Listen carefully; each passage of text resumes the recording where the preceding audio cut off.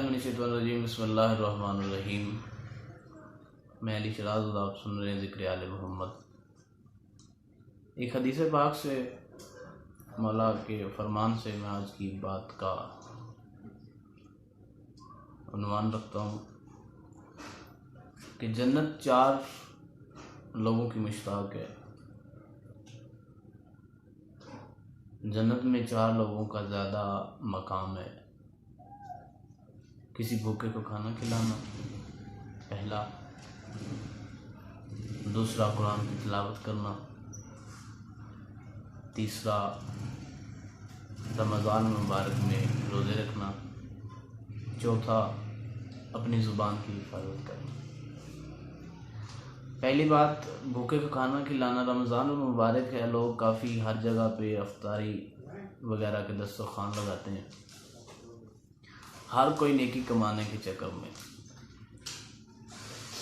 और इस रमज़ान मुबारक में नेकी कमाना ऐसे समझें कि दूसरे महीनों में इबादत करने से दुगना है। लोग 11 महीनों में भी इबादत करते हैं, मगर 12वें महीने में रमज़ान मुबारक जैसा कि इसमें इबादत करने का एक अलग समझ है। इसमें डबल नेकी है। जैसे आपने कभी सुना होगा, कभी देखा होगा कि किसी बड़ी कंपनी ने बाहर लिखा होता है कि एक के साथ एक फ्री।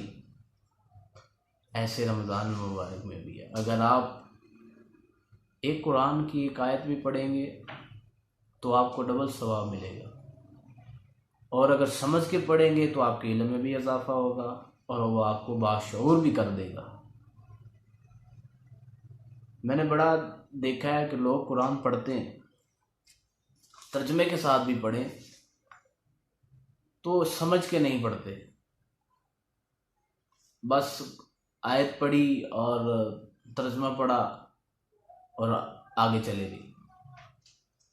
ज़रूरी नहीं है कि आप एक पारा एक दिन में ख़त्म करें तर्जमे के साथ, नहीं। आप एक हदीस पढ़ें, एक आयत पढ़ें, उसको समझें, इसमें क्या लिखा हुआ है, ये किस बारे में है। तो फिर वो आपकी एक आयत पढ़ी आपको बहुत ज़्यादा इल्म अता करेगी, आपको बहुत ज़्यादा फ़ायदा होगा उससे। और दूसरी बात कि किसी भूखे को खाना खिलाना, तो रमज़ान मुबारक में हर जगह पे दस्तरखान लगे हुए हैं, लोग अफ्तारी करवाते हैं। और रोज़े रखना, ये बहुत बड़ी फजीलत है। आम दिनों में अगर आम जिसे 11 महीने हैं उनमें रोज़ा रखा जाए तो वो एक नवाफिल के हिसाब से होता है। तो एक नवाफिल का एक ऐसे समझें कि आपको उतना हिसाब बराबर नहीं होता। 100 में से आपको चले माने कि आपको 100 नंबर मिल जाते हैं, मगर जो रमज़ान मुबारक है इसका रोज़े रखने का ऐसे समझें कि आपने 100 में से 200 नंबर लिए। अब इस कॉन्सेप्ट को कोई नहीं समझेगा। बस आपने ये नियत रखनी है कि हमने रोज़े रखने हैं और सवाब का शुमार नहीं करना। क्योंकि लोग अक्सर नेकी करते वक्त ना अपना हिसाब गिनना शुरू कर देते हैं कि मैंने नेकी की है, फ़लाँ नेकी की है, फ़लाँ नेकी की है। नेकी करके आपने बताना नहीं है किसी को। जब आप किसी नेकी करके आप बताएंगे किसी को तो वो आपकी नेकी ज़ाया चली जाएगी। आपने छोटी छोटी नेकी, एक बात मैंने पढ़ी थी बड़ी आज से गालबन 2-3 माह पहले, बहुत खूबसूरत बात लिखी हुई थी कि लिखा हुआ था कि आग हमेशा जो है ना वो छोटी छोटी लकड़ियों को लगती है। जब छोटी छोटी लकड़ियों को आग लगती है तो फिर जाके बड़ी को आग लगती है।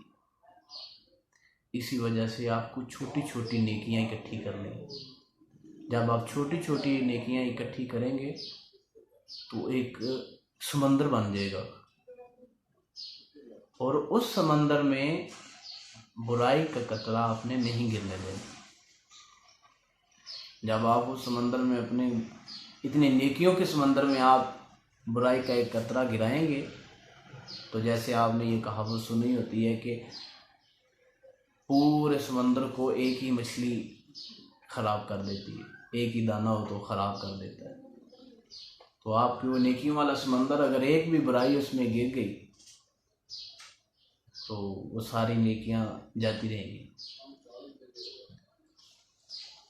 तो कोशिश करें कि नेकी करना चाहते हैं तो छुप के करें, अगर किसी की मदद करना चाहते हैं तो भी छुप के करें।